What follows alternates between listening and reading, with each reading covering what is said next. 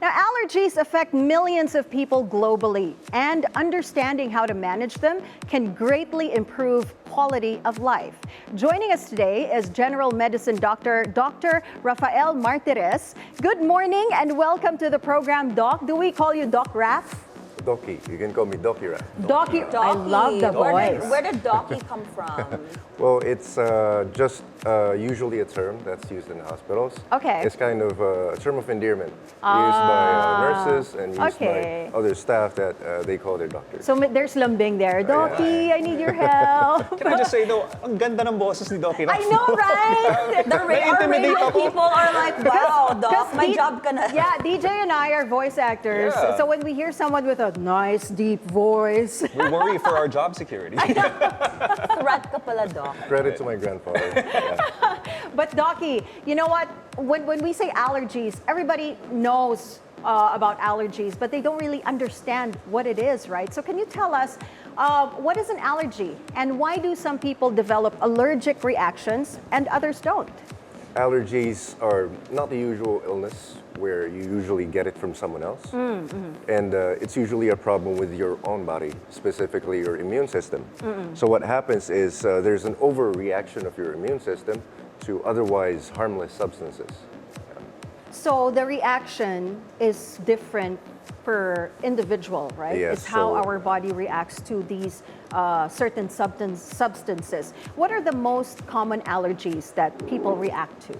In terms of the sources or the triggers of the allergies, we have food allergies, medication allergies, like taking drugs and antibiotics and painkillers.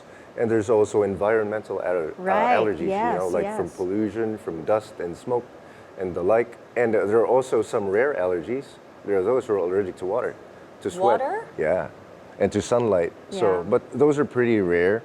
But basically, anyone can be allergic to anything, almost. Yeah. No, Doc, what you actually don't know, Docky, this is my consultation. Para Yes, free. Yes, we we call actually them for- got you we for call you most. for- Because I actually have really bad allergies in the morning. got Thank you. you for I got you. coming. Yeah. So how does one treat allergies? So like I know I have allergies in the morning. I think that's allergic rhinitis. I'm self-diagnosing. Thank you, WebMD.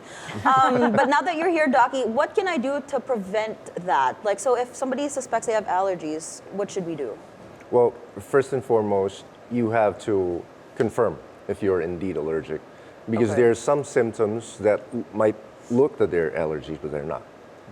It might be an infection, it might be something else. Or it could be some chemicals in your home. There's some common implements at home, such as maybe paint, odors, and fragrances that can cause irritation, which are not exactly allergies. Now, once you've established the cause that it indeed is an allergy, then you also have to follow whatever medications, if ever maintenance medications that the doctor will deem necessary. Okay. Yeah.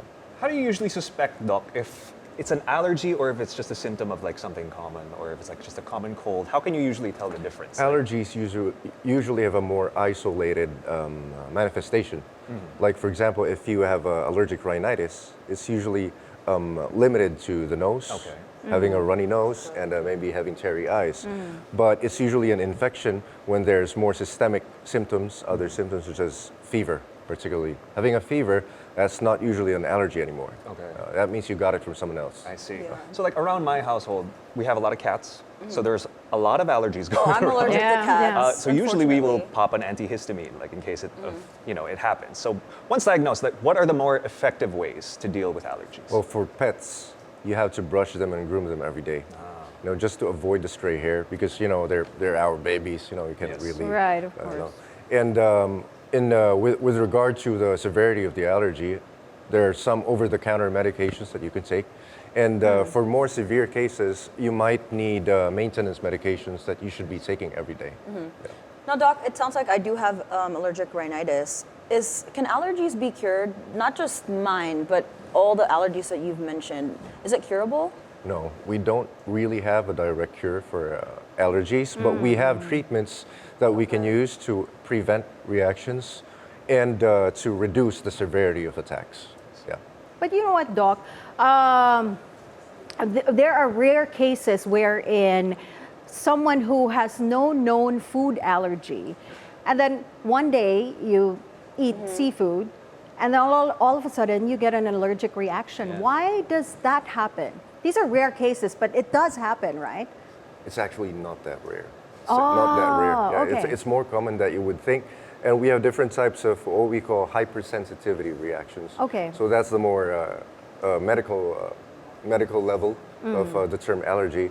Now we have type 1, those sort of the more immediate, abrupt reactions. And we also have type 4 or delayed hypersensitivity reactions. So over time, initially, you might not be allergic to something, but with repeated exposure to that trigger, eventually the body can mistakenly recognize it as an allergen. Yes, as an allergen, as a trigger. That's so interesting. That is crazy. Yeah, that's really you- interesting. So it's a kind of food allergy that you never really had. So let's say you're eating bagoong your whole life, and all of a sudden Yeah. you just It just pops. develop. Yeah. You know, she's that asking that happened to me. because it happened to her. Yeah, she had a reaction You're speaking to from bagoong. experience. Yeah, and I panicked because it was the first time for me to experience like swollen lips. Oh, It's that must have been crazy. terrifying. Yeah, it was terrifying. I was like, I can't go to the show looking like this. But really, so what triggers that? Well, it also depends on where the source of the food is. Like for example, you can have an allergic reaction to a shrimp, for example, or a piece of an item of food. But if that same shrimp was caught somewhere else, it can have a higher level so of these the little allergens. things these talaga, allergens, ano, you know. yeah. That's my worst fear, like one day just being allergic to gluten and not being able to eat bread. That's my worst fear, It Doc. also sounds terrifying to be allergic to sunlight. Like, Yeah, I would just be shut in exactly. the whole day. So tell us, Docky, how can people reduce their overall exposure to allergens in their homes and in their daily lives? Well, at the level of the child, of course, actually, children nowadays they spend too much time indoors. So it's good to introduce your child to these common triggers outside. Let them play outside, not Okay. just inside. But when we reach adulthood, of course, we have to manage everything. First, right. you have to know what you are allergic to, and of course, you consult with your doctor regarding that. And then you, of course, have to be aware. For example, for food items, you have to be aware of the ingredients and stuff like that. And you have to be very particular with what's inside your home. Right. Great. So if you guys didn't know, Docky is also here, aside from allergies, to talk about, National Hand Washing Day. That's right. I That's had right. no idea. It's Yes. every October 15th? Yes, correct? and this day, it Yeah. emphasizes the crucial role of hand hygiene in preventing disease and promoting health. Yeah, Docky, can you tell us more? What is National World Hand Washing Day? I didn't know there so was should such we a all day, be washing actually. our hands together? Do we have presents for this? That's nice. Should we give each other like soaps or something? Well, it's all about awareness. Okay. It's one of the simplest things that you can do, but it can do so much with regard to preventing transmission of infection Right. and other diseases, like even respiratory conditions, respiratory infections, and food-related or foodborne conditions. And what's the rule of thumb? How long should we be washing our hands? I know normally for me, I sing happy birthday. Yeah, That's what me they tell too. you. Yeah. Like a Same. thing, In my head, especially during yeah. the pandemic. Especially during the Yeah. pandemic. Yes. With regard to washing your hands, there has to be coverage. So you have to cover all parts of your hand, including your wrist. That's usually missed. Over here. Yes. How And- high? Like, should we go this way? Yeah, up there. Okay. yeah. And then with regard to duration, it's usually around 20 seconds. That's good enough. And there has to be enough friction. So you have to have the friction between your skin to help remove whatever is in there. All right. Well, Doc, do you have any social media accounts where people can follow you? You can follow me at Docky Philippines on Facebook. My clinic and with my fellow doctors, we are a 24/7 service that you can message and book. You can choose your doctor. Now, schedules vary between doctors, but our admin and our staff are there to serve you and answer your inquiries 24/7. Amazing. Thank you so much, Thank you Docky, so for my much. Thank you. consultation Yeah, today. I free appreciate consultation. it. We love it. You can bill her after the show. I'll give it to All the Deesh. doctors sound like you, Docky.